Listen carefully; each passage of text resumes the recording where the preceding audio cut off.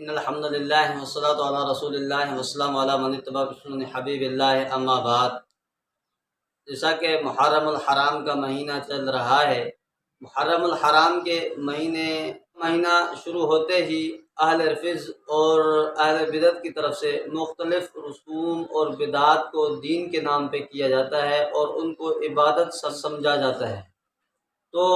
ان بدعات میں سے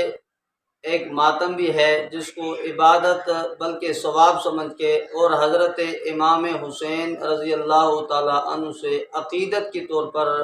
ماتم کیا جاتا ہے کہ جی حضرت امام حسین کے ہم غم میں شریک ہیں، اس کی شہادت پہ جو غم تھا کیونکہ ہمارے دلوں کے اندر غم ہے اس لیے ہم ماتم کر رہے ہیں ان کا غم ہے شہادت کا۔ حالانکہ قرآن و سنت کو دیکھتے ہیں تو قرآن و سنت کے اندر اس کی کیا حیثیت ہے وہ آپ کے سامنے میں بیان کرتا ہوں، اور روافض کا اپنا مذہب کیا ہے۔ اللہ تعالیٰ کے قرآن کو دیکھتے ہیں، اللہ تعالیٰ نے ان مقامات پر جب بندہ انتقال کر جاتا ہے یا حادثہ ہو جاتا ہے یا ایسی خبر ملتی ہے تو ان پر اللہ تعالیٰ نے صبر کا حکم فرمایا ہے، اور قرآن کے اندر مختلف آیات ہیں جن میں اللہ تعالیٰ نے صبر کا حکم فرمایا۔ سورہ بقرہ آیت نمبر 153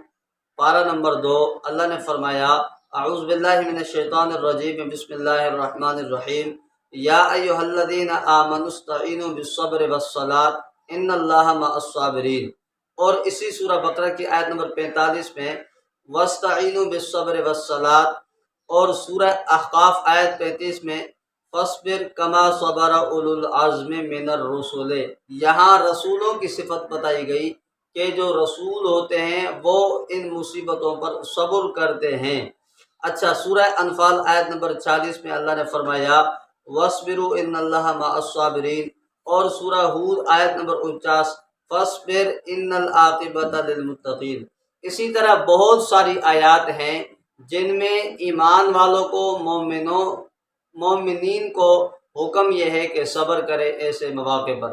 لیکن اب جو جزا فضا، چیخیں لگانا، واویلے کرنا، ماتم کرنا، اس کو شریعت کا درجہ دینا، یہ قرآن و سنت سے، یہ دو باتوں سے ہوتا ہے، یا تو قرآن و سنت کے علوم سے ناواقفیت ہوتی ہے یا تو ضد اور ہٹ درمی ہوتی ہے۔ اچھا، دوسری بات یہ ہے کہ اہل روافض کا مذہب اس حوالے سے کیا ہے، روافض کا کیا خیال ہے،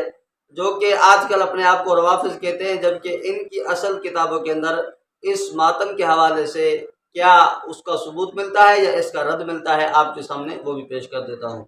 حق الیقین کتاب ہے، اس کا اردو ترجمہ ہے، اس کے اندر صاف اور صراحت کے ساتھ لکھا ہوا ہے جلد دوم صفحہ نمبر 294 پہ کہ ماتم حرام ہے، مصیبت کے وقت بال نوچنا، چہرہ پیٹنا، تماچے مارنا اور اپنے بال اکھاڑنا سب حرام ہے، ملا باقر مجلسی نے لکھا۔ اور جلال عیون کے اندر ملا باقر مجلسی اسی مولوی نے لکھا، یہ اردو کتاب آپ کے سامنے پیش کر رہا ہوں، اس کے صفحہ نمبر جلد نمبر 2 ہے، اور اس کے صفحہ نمبر جو ہے 295 اور 296 پہ یہاں بھی وضاحت کے ساتھ ماتم کو رد کیا اور کہا ہے کہ سب سے پہلا ماتم یزیدیوں نے کیا۔ تو اب جو اپنے آپ کو حسینی کہہ رہا ہے ان کی خدمت میں گزارش یہ ہے کہ آپ یزید کے طریقے پر نہ چلیں بلکہ امام حسین کے طریقے پر چلیں، جیسا کہ انہوں نے اس موقع پر بھی صبر فرمایا۔ اچھا، تیسرا والا پیش کر رہا ہوں، یہ فروکافی کی، جو کہ ان کی روافض کی معتبر ترین کتاب ہے، اس کی جلد 3 اور اس کے صفحہ نمبر 125 پہ لکھا ہوا ہے۔ حضرت امام جعفر صادق سے پوچھا گیا کہ جزا کیا چیز ہے، تو امام جعفر صادق نے فرمایا کہ جزا یہ ہے کہ چیخیں لگانا، آواز کرنا اور اپنے چہرے پر تھپڑ لگانا، صدر اور سینے پہ، اسی طرح بہت ساری چیزیں گنوائی ہیں۔ تو یہاں سے پتہ چلا کہ امام جعفر صادق بھی اس چیز کو حرام سمجھ رہے ہیں، جیسا کہ قرآن و سنت کے اندر اس کی تعلیم ہے۔ اور ملا یاد الفقی بھی ان کی معتبر ترین کتاب ہے جو کہ اصول اربع میں سے ہے، ان کی حیثیت بھی بہت بڑی ہے، جیسا کہ ہمارے ہاں اہل سنت والجماعت کے ہاں صحائے ستہ کی جس طرح ان کا مقام ہے، اسی طرح ملا یاد الفقی کا روافض کے ہاں مقام ہے۔ اور ملا یاد الفقی کے اندر بھی صاف اور صراحت کے ساتھ اس کے اندر بھی صفحہ نمبر 21 پہ ماتم کا رد کیا گیا اور کہتا ہے نبی پاک صلی اللہ علیہ وسلم نے مصیبت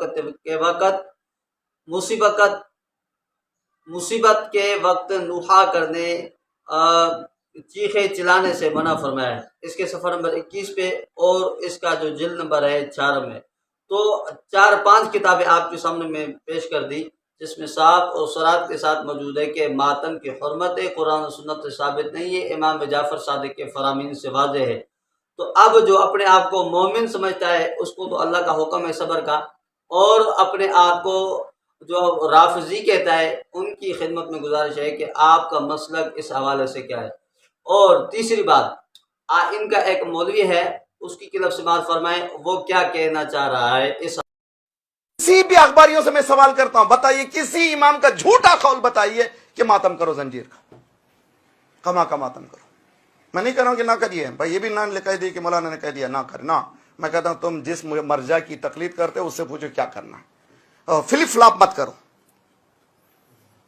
تقلید کرتے ہو آغا سیستانی کی، فتوے بتاتے ہو دوسروں کے،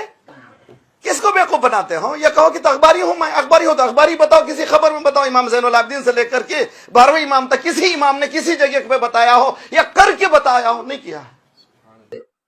دیکھیں اس کلپ کے اندر بھی اس نے وضاحت کے ساتھ کہا کہ ماتم جائز نہیں ہے اور یہ آل محمد کا طریقہ نہیں ہے۔